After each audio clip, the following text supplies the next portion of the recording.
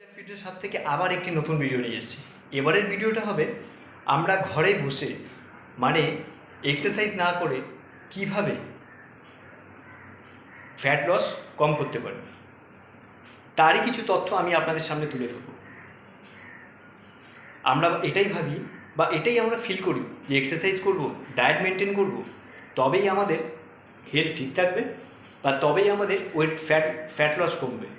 কিন্তু না, এর আরেকটাও কারণ আমি খুঁজে পেয়েছি, যে কারণটাই আমি আপনাদের সামনে তুলে ধরছি।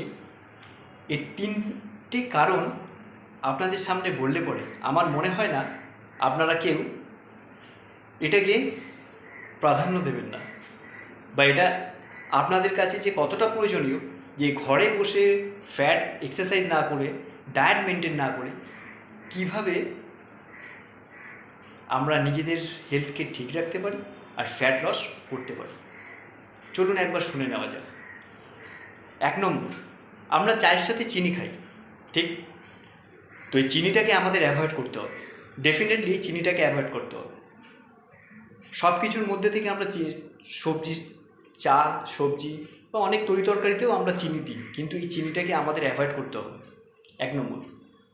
2 নম্বর হচ্ছে ময়দা।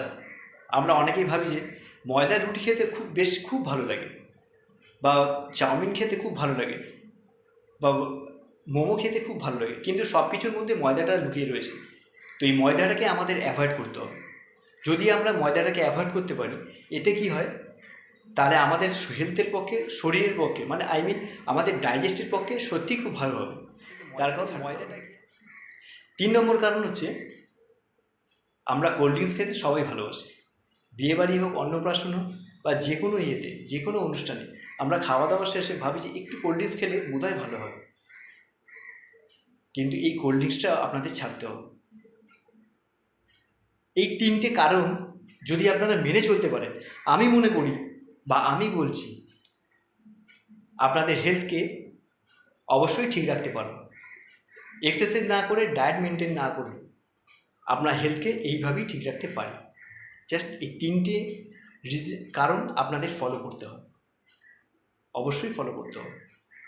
তো নমস্কার বন্ধুরা, ভিডিওটি যদি ভালো লাগে অবশ্যই সাবস্ক্রাইব করুন।